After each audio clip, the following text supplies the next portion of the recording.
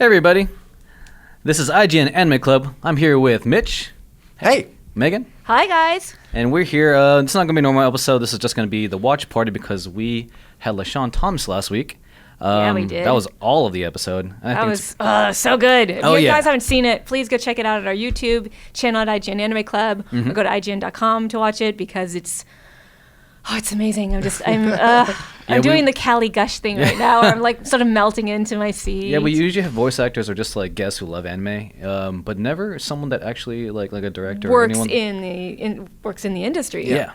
But you know, I know I'm the new host here, and it might not be my place to say, but it feels awkward because we did not start this episode with a yay anime. So could we just do a yay anime, please? Whoops. Yay anime! Okay, we gotta do it one more time. Wait. We gotta do it one more time because we were all over the map. We were not in sync right there. Okay. Hey, that was my first time starting the episode off. It was. Okay, I was trying to remember. You're doing okay, Mike. You're doing great. Okay, wait. Let's do yay anime on 3, 2, 1. Yay anime! Woo! All right, we hit it. All right. Now we can go on with the episode. Yes, now we can go on with our watch party. I got to talk about the YouTube. Okay. Yeah, but anyway, so we're just going to do the watch party today. Episodes 3 to 6 for Toradora, mainly because we didn't do the watch party last week. With that said, thank you for the comments, which you can go to our Facebook group at facebook.com/IGN Anime Club, the official group. You did it. And yeah. Good job. I know, the one time I remember is a not regular episode. So yeah, we're just going to go jump right into it. So episode 3. Yes. You want to read the synopsis for this? Sure. So episode 3, full throttle at both school and work. On the way to school, Taiga complains about Yuji being nitpicky about the laundry. They walk past a baseball field and observe Minori playing. After Yuji's rice cooker breaks, Taiga takes him to a nearby family restaurant where Minori is working part-time. Minori tells him that she has several part-time jobs, but he later wonders if there is a reason why Minori needs money. The next day, Yuji and Taiga run into Minori at another of one of her part-time jobs, and the two help out for the day, despite Taiga wanting to back down from the start. The boss is being unfair towards Taiga by ordering her to carry and deliver beer cases despite her height. To counter her inability to ride a bicycle during a delivery, Taiga pushes the bike along the road. Yuji and Minori get locked inside the storehouse, and Yuji starts to learn more about why Minori is often so cheerful. Ooh, so okay. that's the synopsis for episode 3. So let's start with our first commenter, Leigh Fitzner LeBlanc.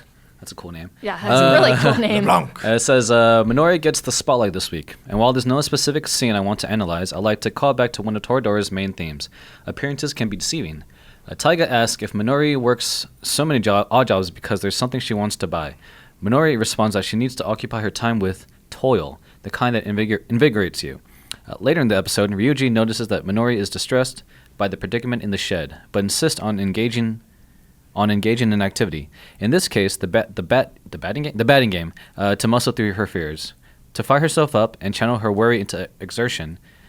If this episode is intended to show the audience that Minori seeks to conquer her anxieties through action, then what are we meant to infer from the fact that she's always working? This calls into question if Minori's hyperactive personality is a product of her determination and drive, or if it is a defense mechanism to mask how she's feeling. A little of both, perhaps? Minori may subscribe to the old adage, fake it till you make it. Ryuji admires the way that Minori is always glowing, but like those who judged him by his appearances, he may have thought that's just the way she is. Episode 3 seems to give him some appreciation for just how much effort goes into her seemingly effortless cheer. That's such a good analysis. Oh, yeah. What do we think, by the way? Because he brings up an interesting point. Mm-hmm. So I'll go back and read that second last paragraph. This calls into question if Minori's hyperactive personality is a product of her determination and drive, or if it is a defense mechanism to mask how she's feeling. A little bit of both? What do you guys think? Defense mechanism? I've seen the show, so I don't know. Oh, okay, you're like trying to dance what it is. Okay, well, just based on this episode, what would you? Saitama. I mean, it's definitely masking something. I don't think it's. I mean, she has a lot of determination and drive, yes, and you can see like she does everything, sports and whatnot, clubs. But I also think that, well, in terms of the part-time work, I feel like there's something going on there. Where like she needs money and something's happening, like maybe her personal life or family issues, where she needs to, do that on top of like her normal school life, and then probably the whole faking, being positive all the time, probably because that she knows that she wants to leave all that back home, maybe whatever it may be. There might be something going on that's considered a stigma, and she doesn't want any shame. Yeah, exactly. Shame. Yeah, I didn't think about that, but now after this, it's like, wow. Yeah. Maybe she is not so cheerful. Yeah, it's interesting. Mitch knows. Am I close? Am I close, Mitch? Oh. I can't talk. I have a curse on me. Yeah, Mitch is squeezing Saitama. He's got his Saitama doll, which is the best. He's just clinging on it for dear life. It's pretty cute. So Matthew Meeks says, Yes. It was nice to see Kushieda and Takasu get some time away from Taiga, though I don't think you had to lock them in a shed to do it. Of course, we're only in episode 3, so naturally Yuji doesn't try to ask her out. No surprise here. I am concerned with Kushieda's projection of super positive attitude, though. Something tells me that there's something behind her bubbly nature more than she's letting on. Maybe I'm just reading too much into it. You're not reading too much into it, Matthew. I think you're on the right track. I think we're on the right trail. So in a previous episode, we talked about our favorite ships, and I talked about Minori and Ryuji being one of my favorite ships. And I didn't remember because I saw Toradora so many years ago at this point, but you don't remember the details of why you think that way, but you remember the feeling. And watching this episode, I started remembering some of the details. This is like an episode where you have to understand Minori is such a weird girl. This is a girl who gets locked in a shed, and her first inkling of what to do is let's sing the school anthem. And what's amazing is that Ryuji's just like, okay, let's do that. he perfectly matches Minori's crazy, and he doesn't like question it. He doesn't like he's not like, wow, she's really weird. Maybe I should rethink my love for this girl. He's just like, all right, let's do this. And he even he's so perceptive. He realizes that the reason why she's doing all this is because she's scared out of her mind, and she needs to do something to push through it. And that's why I love Minori and Ryuji as a couple. So, okay. There you go. There's Who remembers their school anthem? Like, honestly, I didn't know mine's until they put it on the back of our, programs when we graduated. Like, oh, this is a thing. Okay. I know our fight song because my brothers played football. Oh, okay. But I don't know if we actually had an anthem per se. Our football team was okay. Yeah, I had no songs in schools. I didn't know any songs from that were meant for school pride. Yeah, no. It's dumb. Anyway. Okay. Anyway, episode 4. Yes. All right. All right, so love began with rejection. After viewing some blurred images Taiga took of Yusaku Kitamura, Ryuji offers to take pictures of him for Taiga.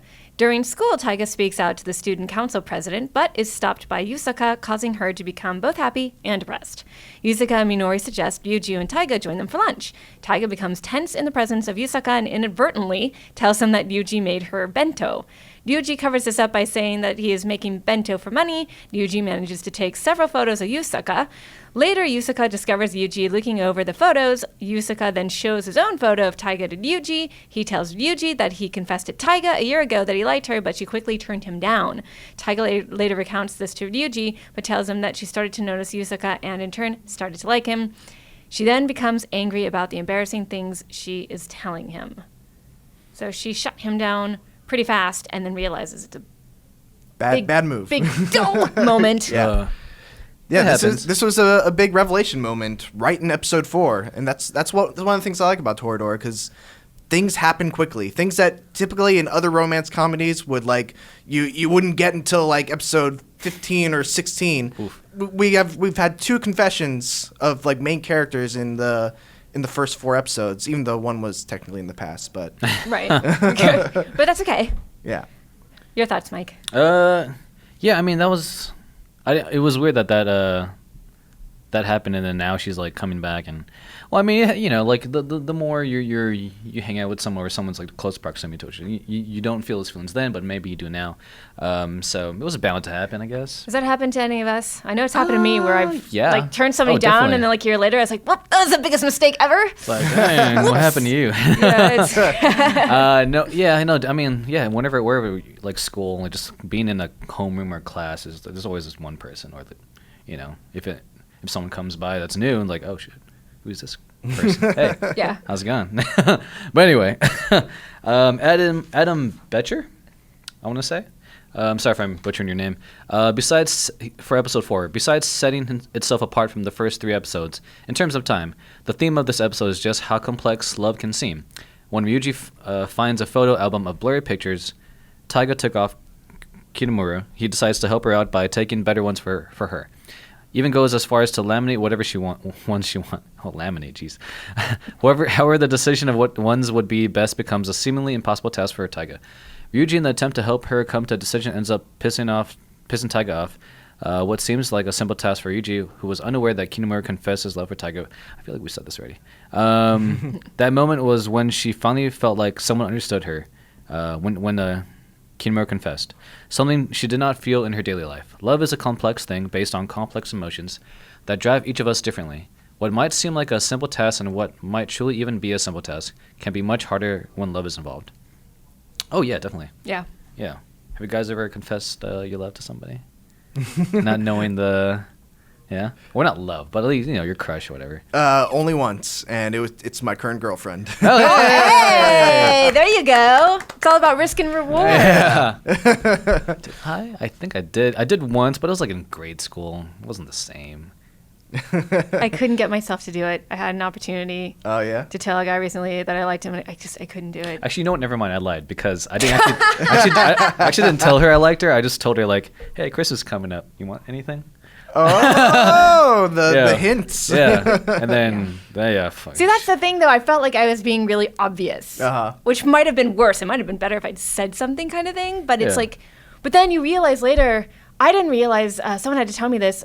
A guy had a crush on me in high school, and I had no clue. Years later, after he's already married with a kid, I find out about this, and I'm like, no. why didn't you say anything?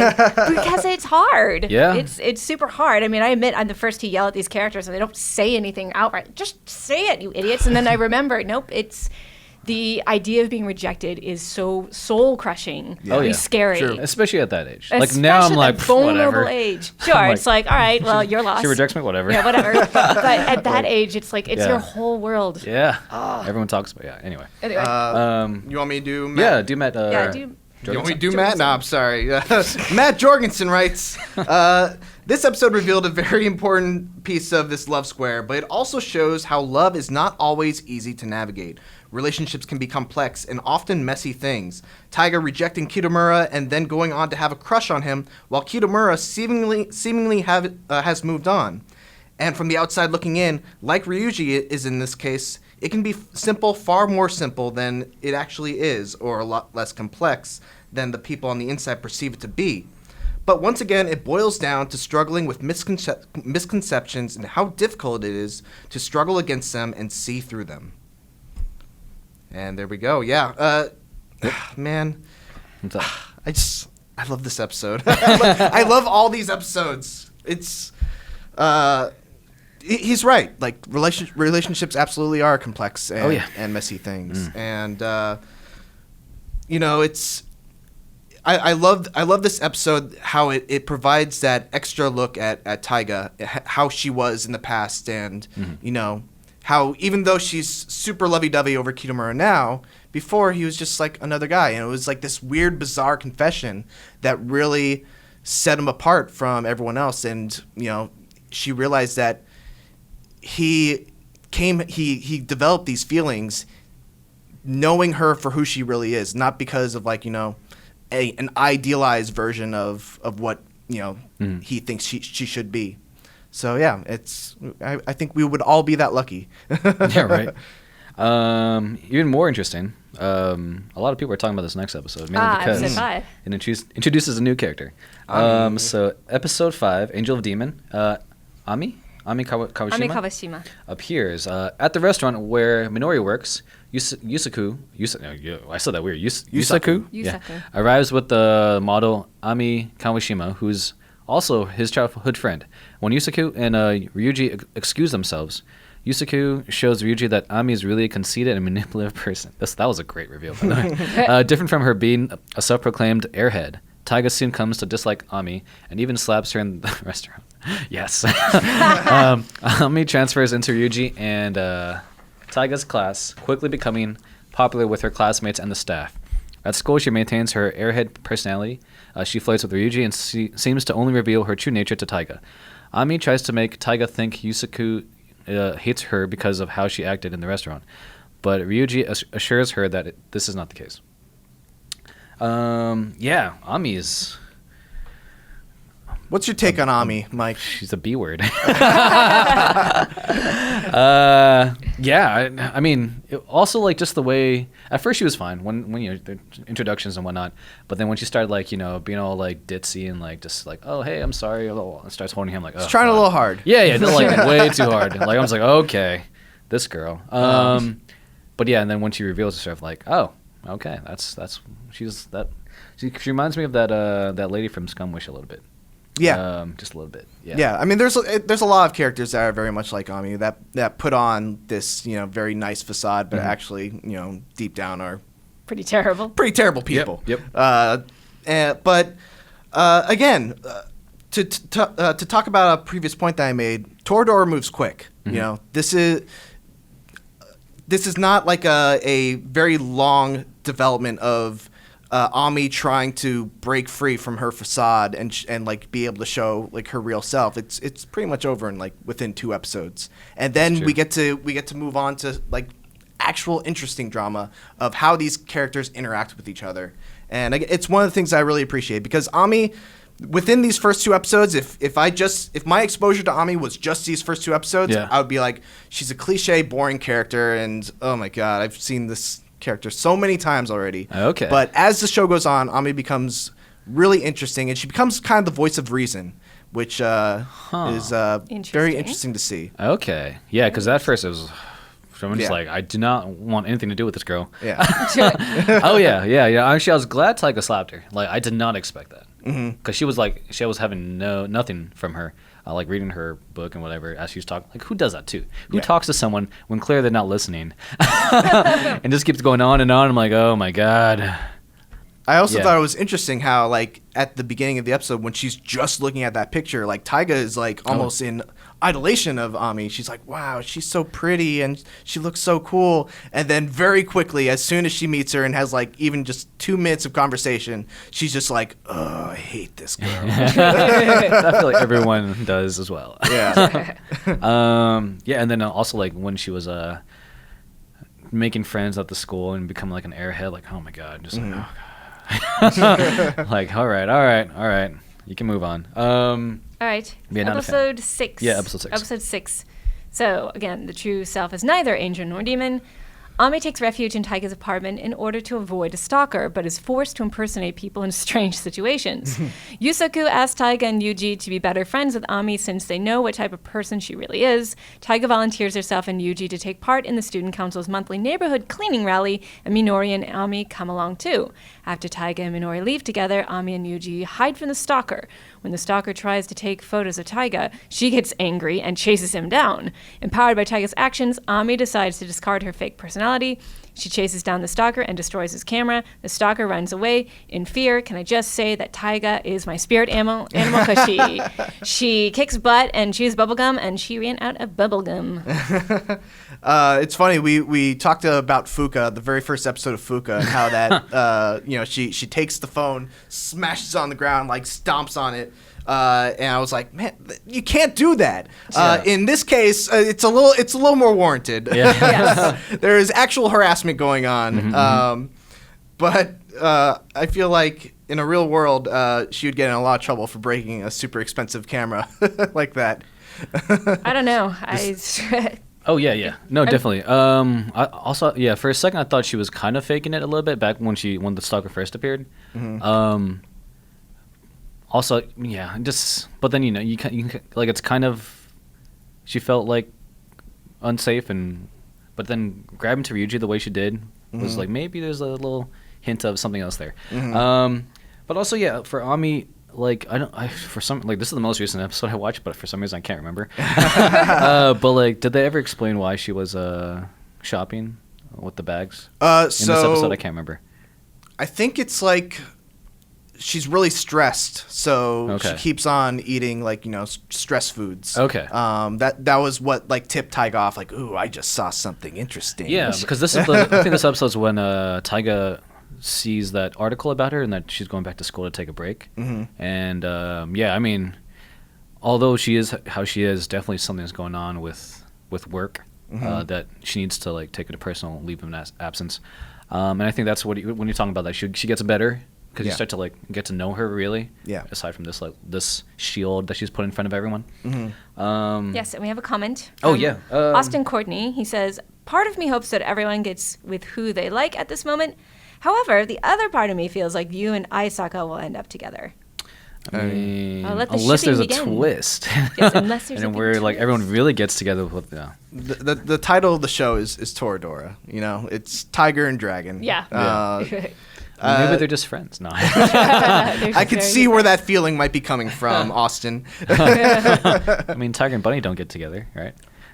I don't know. I don't know. Did you just ruin Tiger and Bunny for me, Mike? I mean, boo! Spoil. Oh, that's just ruined my day. okay. Well, there's fan fiction out there. Anyway, but it's gonna be interesting to see how because like literally I hate her. You hate Taiga? Oh no, not Taiga. Ami. Yeah. Okay, so yeah.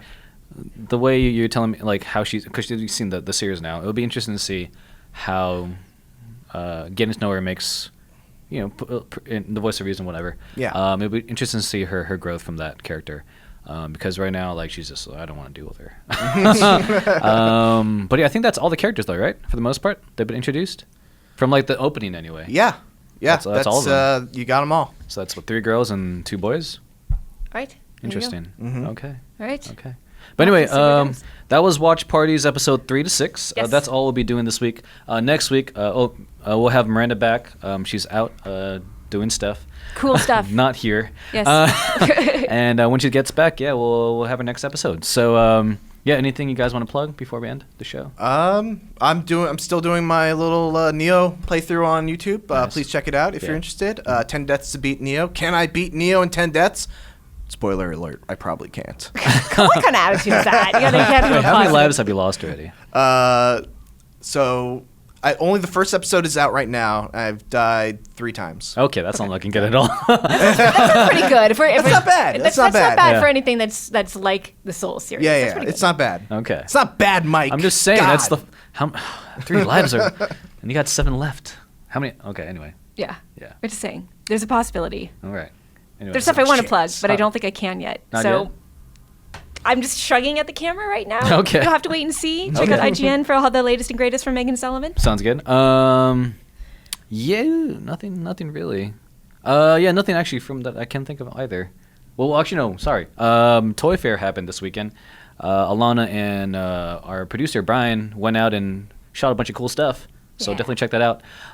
Aside from that, I can't think of anything else. But also, we're hoping to get these vlog videos going up soon. Not videos, but a vlog studio of sorts that all of the shows will have access to. So if you guys want anything in particular from us that we can put on the Anime Club YouTube, let us know in the comments. Yep. Yeah. Yep. Okay, cool. All right. So where can they find you guys? You find me on Twitter at Jurassic Rabbit. You can find me at MEGHAN_IGN, Megan IGN. And you can find me at XPMNMs on Twitter. That's it. That's our watch party for episodes 3 and 6 of Toradora. All right, we'll see you next week. Bye, guys. Bye.